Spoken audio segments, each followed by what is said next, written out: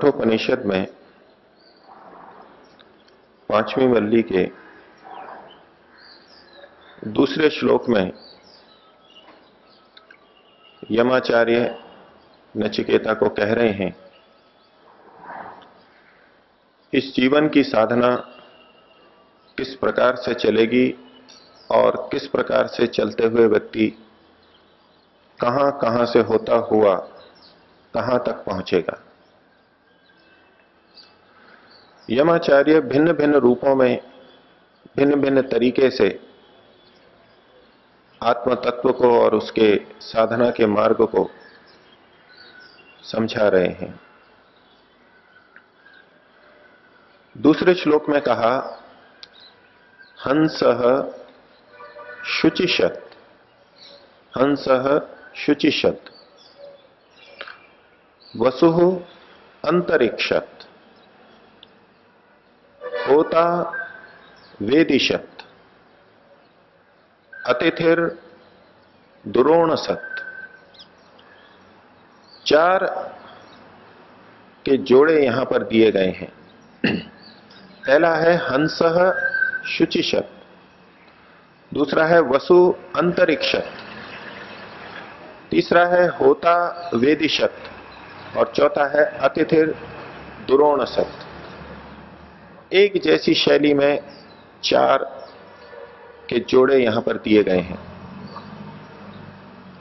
इसी प्रकार से 4 का एक जोड़ा, 4 चीजें अगली पंक्ति में कही, नृषत्, वरसत्, ऋतसत् और व्योमसत्।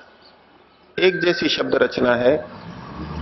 नृषत्, वरसत्, ऋतसत् और व्योमसत्। इसके बाद में फिर 4 शब्द दिए, कहा अब्जा, गोजा, ऋतजा और अद्रिजा। ये चारों शब्द भी सबके अंत में जा जा लिखा हुआ है। इसके पहले के 4 शब्दों में सत ये शब्द, सद ये शब्द विद्यमान था और फिर अंत में कहा ऋतम बृहत्।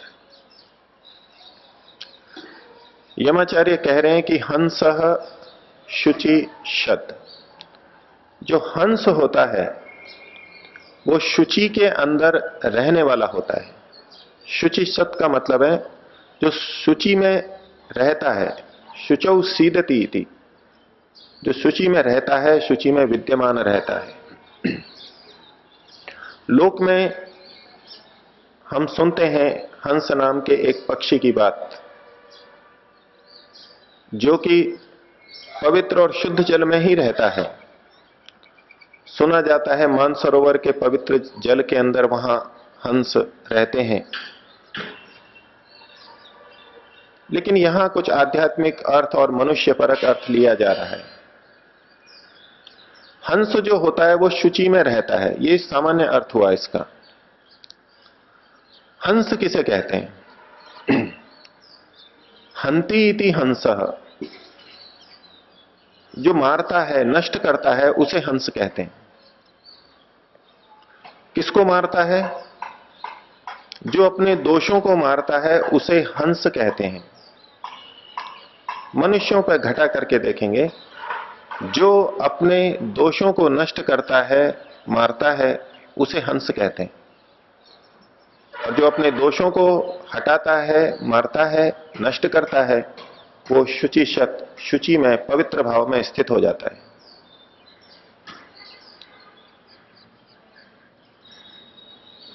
दूसरा कहा वसुः अंतरिक्षत्। वसु होते हैं 8 वसु प्रसिद्ध हैं। वसु उसे कहते हैं जो बसाने वाला होता है। और दूसरा अर्थ महर्षि दयानंद ने यह भी किया, जो बसता है उसे भी वसु कहते हैं। मुख्य अर्थ है जो बसाता है उसे वसु कहते हैं, लेकिन साथ में जो वसता है, बसता है हिंदी में कहें तो, जो बसता है और बसाता है उसे वसु कहते हैं।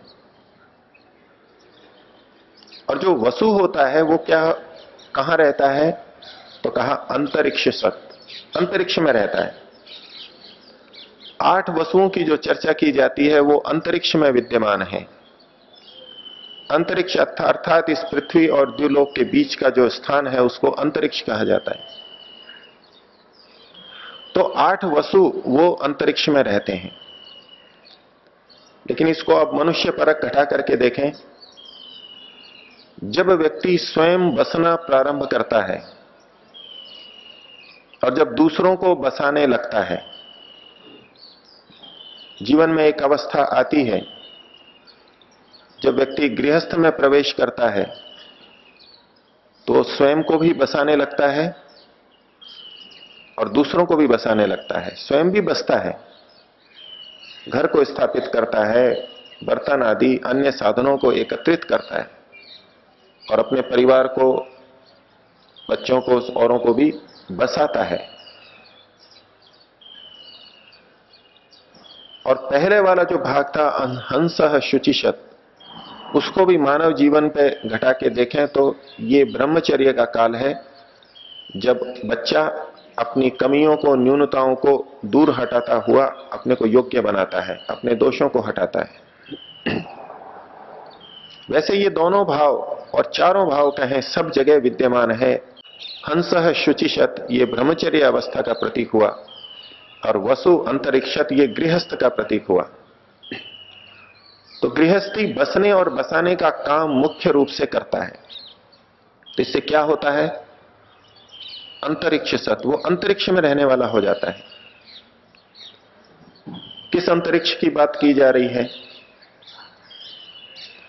अंतरिक्ष का तात्पर्य यहां निरुक्तकार ने खोला, अंतराक्षांतम भवति। शांत की व्याख्या की, वो अंदर क्षमा से युक्त होता है, वो सहनशीलता में युक्त होता है, सहनशीलता में रहने लगता है। बाल्यावस्था को कोई भी व्यक्ति अपने जीवन को देखे, वहां उतना सहनशील नहीं होता, बात बात में नखरे कर सकता है, बात बात में अड़ सकता है। लेकिन गृहस्थ में जाकर के जब वो घर का स्वामी होता है, पालक बनता है, तब वो ऐसे नहीं अड़ सकता। जितनी सहनशीलता गृहस्थ में आती है उतनी ब्रह्मचर्य में नहीं आती। उसको वो अवसर नहीं होते, वो जब भी ऐसी स्थिति आती है तो असहनशील हो जाता है, वो छोड़ के चल देगा, मेरे को क्या लेना देना। लेकिन जिस समय गृहस्थ में होता है वो ऐसा नहीं कह सकता है कि मेरे को क्या लेना देना, वो छोड़ करके नहीं जा सकता, वो वहां रहना है उसको और सहन करना है। ये सारी बातें उन पे लागू होंगी जो वैदिक दृष्टि से इस जीवन को जी रहे हैं। असहनशीलता गृहस्थी में भी हो सकती है, होती है, लेकिन यहां उस दृष्टि से नहीं कहा जा रहा। और मैं कहूं कि जो असहनशील हैं गृहस्थी, वो भी बहुत सीमा तक सहनशील होते हैं। सहन करना ही होता है उनको गृहस्थ में, परिवार में रहते हुए। तो कहा वसु अंतरिक्षत, जो वसु होता है वो अंतरिक्ष में स्थित होता है, उसको अंतरिक्ष में स्थित होना होता है, वो स्वतः अंतरिक्ष में स्थित होता चला जाता है, उसको सहनशीलता उसमें अधिक से अधिक आती जाती है।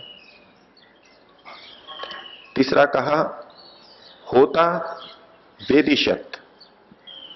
होता का मतलब होता है जो देने और लेने वाला होता है, मुख्य रूप से देने वाला होता है। स्थूल अर्थ करेंगे तो ये है ही कि होता वेदी में यानी यज्ञ वेदी पर रहता है, आहुति आदि करता है, यज्ञ में सहयोग प्रदान करता है। लेकिन इसको जब हम मानव जीवन में देखेंगे कि एक अवस्था आती है जिस समय व्यक्ति दूसरों को देने के लिए अधिक उद्यत होता है, समाज के लिए अधिक कार्य करने लगता है। उसने अपना बसना, अपने परिवार का पालन पोषण कर लिया, अब उसके पौत्र हो गए हैं, वानप्रस्थ की अवस्था में पहुंच गया है, वो वेदी में रहने वाला होता है। वेदी क्या है? जो विद्यमान है उसे वेदी बोलते हैं। विद्यमानता किसकी? विद्यमानता यथार्थ की। जो यथार्थ होता है वो हमेशा विद्यमान रहता है, जो अयथार्थ होता है वो अविद्यमान होता रहता है। कोई वस्तु कैसी है, उसका यथार्थ स्वरूप क्या है, वो हमेशा विद्यमान रहेगा। उस वस्तु का अपना स्वरूप उसमें सदैव विद्यमान रहेगा, यथार्थता सदैव विद्यमान रहेगी। लेकिन अयथार्थता, गलत दृष्टि से देख रहे हैं, वो बदल सकता है। क्योंकि हमने आज गलत जाना, कभी सत्य जानेंगे, कभी कुछ और गलत जान लेंगे। लेकिन वस्तु है वो विद्यमान है, उसमें यथार्थता सदैव विद्यमान है। तो जब व्यक्ति होता बनता है तो वो वेदी में विद्यमान होता है, यानी यथार्थता में विद्यमान होने लगता है। वैसे तो बच्चा जब 5-6 वर्ष का होता है, 11, 12, 13, 15 वर्ष का होने लगता है, किशोरावस्था आती है, 18, 19, 20 साल तक का होता है, 22 साल तक का होता है, तो इस अवस्था में वो अपने को सबसे समझदार समझता है। लेकिन बड़े जानते हैं कि अभी वो समझदार नहीं हुआ। उस अवस्था से सभी गुजरते हैं। उसको ऐसा लगता है जैसे मैं बचपन को छोड़ के किशोरावस्था में आ गया हूं, मेरी बुद्धि अब परिपक्व हो गई है, मैं सब चीजों को समझने लगा हूं। लेकिन एक अवस्था आगे भी आती है 25 के बाद में, जब वो गृहस्थ में जाता है। लोक में भी है, जब तक गृहस्थ में नहीं जाता व्यक्ति समझदार नहीं बनता। उससे पहले तो बच्चा ही है, वो बच्चे जैसा है। जब गृहस्थ में जाकर के तरह तरह की क्रियाओं को करता है, व्यवस्थाओं को करता है, तो समझदारी उसकी बनती जाती है। तो गृहस्थ में जाकर के व्यक्ति सोचता है कि अब मैं समझदार हो गया हूं। यथार्थ में व्यक्ति तब विद्यमान होता है जब गृहस्थ को भी पूरा कर लेता है, बच्चों का विवाह कर लेता है, पुत्र पौत्र हो जाते हैं। अब जीवन को देखने का उसका दृष्टिकोण बिल्कुल अलग होता है। ये वो वेदी में रहने वाला होता है, यथार्थ में अब आता है। भिन्नताएं रहती हैं। गृहस्थी भी एक बहुत समझदार हो सकता है किसी वानप्रस्थी से। जो गृहस्थ से निकल के जा चुका है उससे कहीं अधिक बुद्धिमान समझदार एक गृहस्थी भी हो सकता है। लेकिन व्यक्ति की जब हम तुलना करेंगे, जिस व्यक्ति को हम आज समझदार कह रहे हैं वानप्रस्थ में, वो अपनी गृहस्थ अवस्था से अधिक समझदार है। और जो गृहस्थ अवस्था में भी अधिक समझदार है, वो भी जब वानप्रस्थ की स्थिति में जाएगा तब उसकी समझ अलग होगी। परिवार से सीमित न होकर के सबके लिए कार्य करने लगता है, तब वो वेदी सत, वेदी में रहने वाला, यथार्थ में रहने वाला, विद्यमानता में रहने वाला बनता है। और आगे कहा, अतिथि ही दुरोण सत। चौथी अवस्था बताई अतिथि की। जब व्यक्ति संन्यास में जाता है, वो परिव्राजक की तरह परिव्राजक बनता है, इधर उधर घूमता है, कभी यहां कभी वहां। ब्रह्मचारी, गृहस्थी और वानप्रस्थी की तरह एक जगह टिक करके नहीं रहता। वो सबके लिए हो जाता है, समाज के लिए हो जाता है और घूमता रहता है। उसकी कोई तिथि नहीं होती, कब कहां जाएगा, कहीं भी पहुंच जाता है, उपदेश देता है, अपना आहार लेता है और आगे चल देता है। ये अतिथि जब बनता है तब क्या होता है, तो कहा दुरोण सत। वो दुरोण में रहने वाला बनता है। दुरोण किसे कहते हैं? शास्त्र में कहा दुरोण गृह नाम में पढ़ा गया है। दुरोण का मतलब है घर। जब व्यक्ति अतिथि होता है तो घर में रहने वाला बन जाता है। बड़ी विचित्र बात है, जब वो घर में रह रहा था तब तो उसको कहा नहीं कि दुरोण सत, लेकिन जब वो अतिथि बन गया, घर उसने छोड़ दिया, तब कहा गया कि दुरोण सत। वो घर में रहने वाला बन जाता है। तो यहां घर का मतलब वो घर नहीं है जो उसने ब्रह्मचर्य या गृहस्थ या वानप्रस्थ के समय जहां रहता था, उस घर की बात नहीं है यहां, क्योंकि उस घर को तो ये छोड़ चुका है। तो दुरोण का अर्थ है गृह, घर में रहने वाला होता है। किस घर में रहने वाला होता है? दुरोण शब्द की जब व्याख्या शास्त्रकारों ने की, दुरोण किसे कहते हैं, निरुक्तकार ने भी इसकी व्याख्या की। जिस वेद मंत्र की व्याख्या में उन्होंने दुरोण की व्याख्या की, वहां भी अतिथिर दुरोण, दुरोणे, ये अतिथि और दुरोण दोनों शब्द साथ साथ आए हैं। वेद मंत्र में भी साथ साथ आए हैं।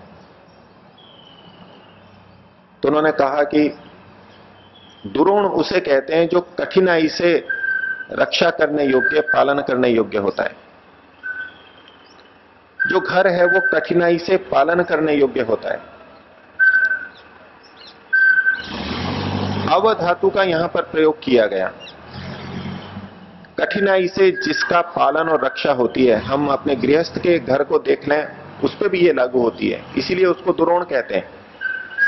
उसका पालन पोषण कठिनता से होता है, इतना आसान नहीं है गृहस्थी की गाड़ी को चलाना, इसलिए उसको दुरोण कहा है। और दूसरा दुरोण का अर्थ निरुक्त में किया, अव धातु का एक अर्थ तृप्ति भी होता है। जिसको कठिनाई से तृप्त किया जा सकता है उसको दुरोण कहते हैं। घर में पत्नी की, बच्चों की, सबकी आवश्यकताओं को पूरा करना, सबको तृप्त करना कठिन होता है। सब रिश्तेदारों को, सब संबंधियों को तृप्त करना, सबको संतुष्ट करना अपने आप में एक बहुत कठिन कार्य है, इसलिए उसको दुरोण कहा गया है। लेकिन यहां सन्यासी के संदर्भ में दुरोण का अर्थ लेंगे परमात्मा। परमात्मा की प्राप्ति बड़ी कठिन है और परमात्मा को तृप्त कर देना, उसकी आशाओं के अनुरूप अपने को ढाल लेना, ये अपने आप में दुनिया का सबसे कठिन कार्य है। संसार के व्यक्तियों को हम बहुत शीघ्रता से तृप्त कर देते हैं, कर सकते हैं, तरह तरह से हम तृप्त कर देते हैं, संतुष्ट कर देते हैं। लेकिन परमात्मा की तृप्ति, संतुष्टि तो तभी है जब हम उसके सभी नियमों का पालन करें, वो तभी तृप्त होगा। और ये बात हम आगे की पंक्ति के संदर्भ से भी देखेंगे कि दुरोण का अर्थ यदि यहां परमात्मा लिया जाए तो संगत होगा। तो अतिथिर दुरोण सत, जब ये सन्यासी अतिथि बन जाता है, राग से रहित हो जाता है, सभी घर उसके अपने घर हो जाते हैं, वसुधैव कुटुंबकम की भावना से विस्तृत हो जाता है, तब वो दुरोण सत परमात्मा में रहने वाला, परमात्मा में स्थित होता है। वैसे हम सभी परमात्मा में स्थित हैं, स्थूल रूप से, स्थान की दृष्टि से हम सभी परमात्मा में स्थित हैं। लेकिन यहां सन्यासी के लिए कहा जा रहा है वो वास्तव में परमात्मा में स्थित होता है, उससे सामंजस्य, उससे तुलना, उसके अनुरूप बन जाना, ये परमात्मा में स्थित होना है, ये उस सन्यासी का होता है।